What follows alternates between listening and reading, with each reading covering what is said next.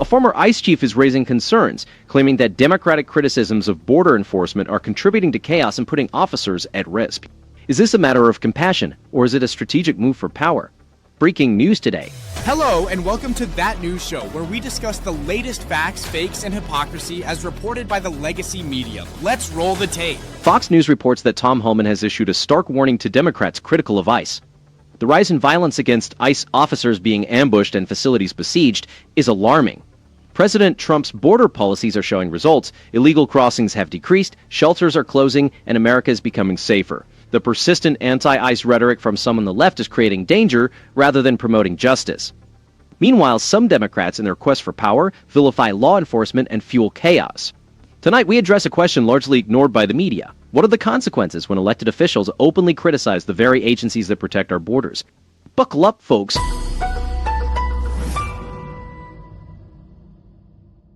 Deputy Attorney General Todd Blanche wrote on X Saturday morning, quote, "We are closely monitoring the attacks on DHS detention facilities in Prairieland, Texas and Portland, Oregon, and are coordinating with the USAOs and our law enforcement partners.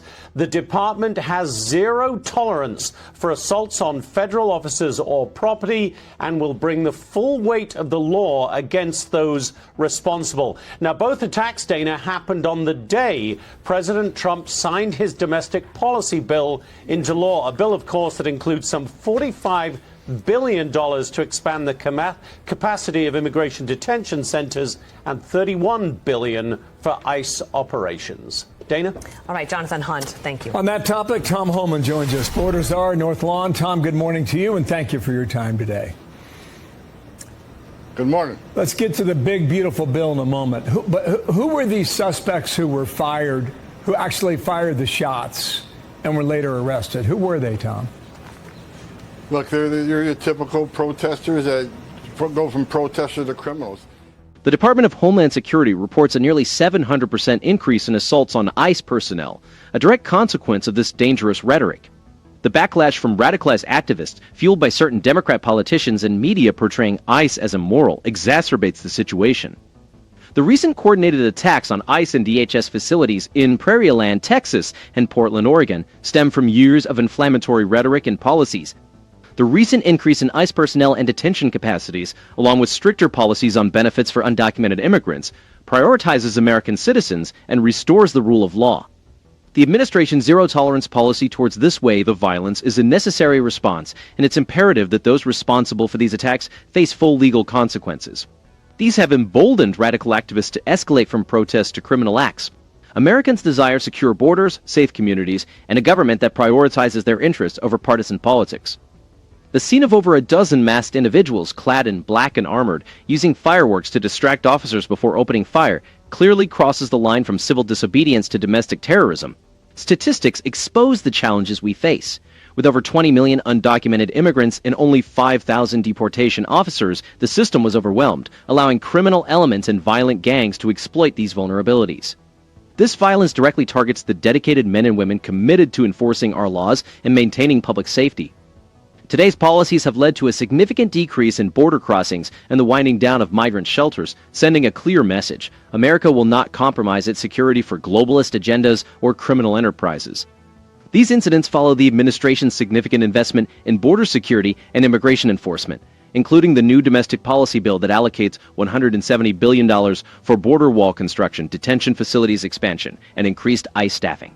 Comparisons of ICE to historical atrocities only ignite further discord. So the public thinks, well, if a member of Congress can attack ICE, why can't we? So the rhetoric has to stop. Or it's a matter of time for someone, one of the ICE officers goes down or a criminal goes down. But we already see an officer go down. When members of Congress openly attack agencies like ICE, they blur the line between legitimate criticism and outright incitement. Americans demand secure borders, safe neighborhoods, and leaders who advocate for law enforcement, not against it. This issue goes beyond partisanship. It's about the rule of law, community safety, and the integrity of our national borders. If Congress fails to unite in condemning violence against federal officers and supporting those who risk their lives daily, it's no surprise that the public is confused about where the boundaries lie. The American people have clearly voiced their desire for a government that prioritizes their safety and sovereignty. The rise in assaults on ICE officers, increasing nearly sevenfold in just 1 year, is a direct result of such demonization by politicians and media figures.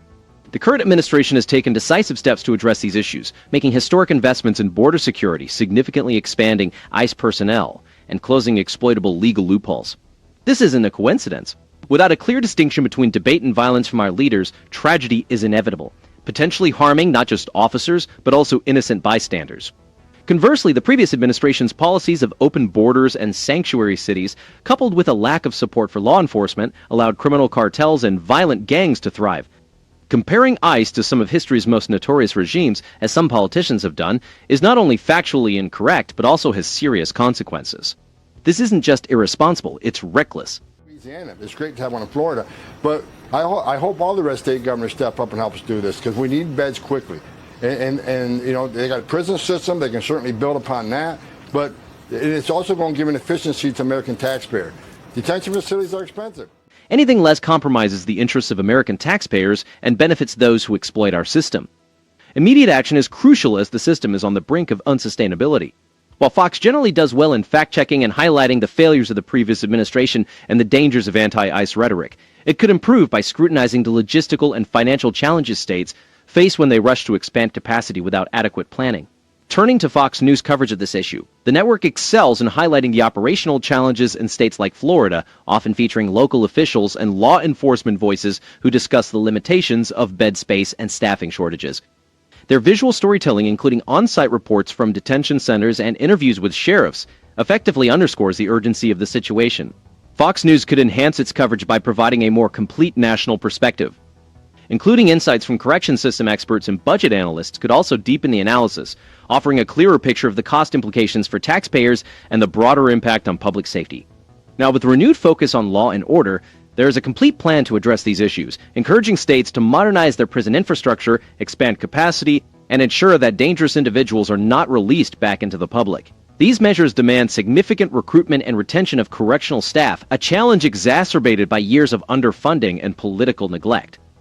Contrasting this with the previous Democrat administration, which often prioritized virtue signaling over practical solutions, resulted in border chaos, overwhelmed facilities, and policies that incentivized illegal crossings, burdening American communities.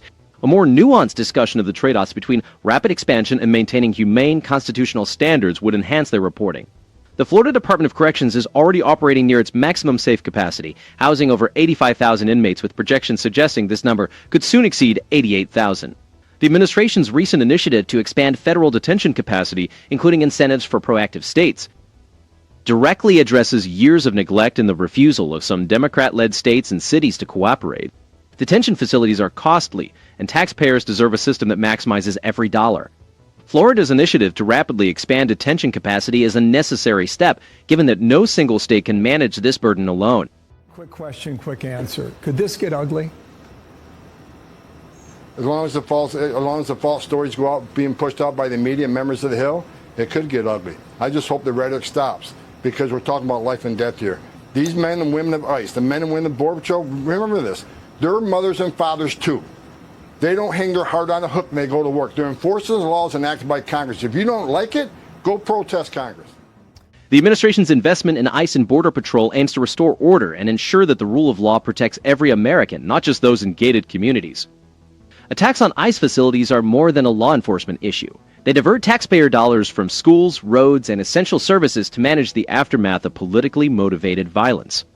When journalists on the Hill spread false narratives or unfairly compare ICE to historical atrocities, they're not just misinforming, they're creating an environment where violence seems justified to radical activists.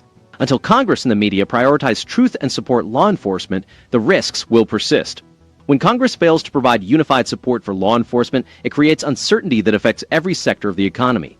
Each attack on a facility or injury to an officer escalates costs: medical care, repairs, overtime, and legal fees, all of which drain resources from other vital needs. When law enforcement is vilified, it becomes harder to recruit officers, leading to slow response times and higher crime rates. The American people deserve better accountability, security, and a government that prioritizes their interests. The previous administration's open border policy not only compromised national security, but also destabilized the job market and devalued American citizenship. Consider this: When Congress allocates $170 billion to expand border enforcement and detention capacity, it's responding to years of underfunding and neglect, largely due to Democrat-led obstruction and sanctuary policies that hinder effective immigration law enforcement. This comes in the form of increased security costs at federal facilities, higher insurance premiums for public infrastructure, and local economies suffering when law enforcement resources are stretched thin. This rhetoric leads to a significant increase in assaults on federal officers. This funding is pulled from the same resources that could support local hospitals, education, and emergency services. In terms of household finances, remember, every dollar spent repairing damage from political violence is a dollar not spent on your family's future. Weak border security allows illegal labor to drive down wages and strain social services, increasing costs for everyone. These officers are not mere statistics. They are individuals, mothers, fathers, sons, and daughters, committed to enforcing laws that reflect the will of the American people. From manufacturing to agriculture, local law enforcement to border communities, the message is clear. Stability and security are essential for prosperity. This leaves us with so many things to consider. In contrast, the current White House firmly defends the rule of law and prioritizes the well-being of Americans. For years, the Democratic Party has prioritized political correctness and globalist ideals, seemingly undermining the efforts of ICE, the dedicated men and women who protect our borders and enforce our laws. Consider this: who truly benefits from open borders and ensuing chaos? Ultimately, a nation that cannot defend its own borders ceases to be a sovereign nation. What do you think? Give us your thoughts below, plus don't forget to like and subscribe. We'll be back with more soon.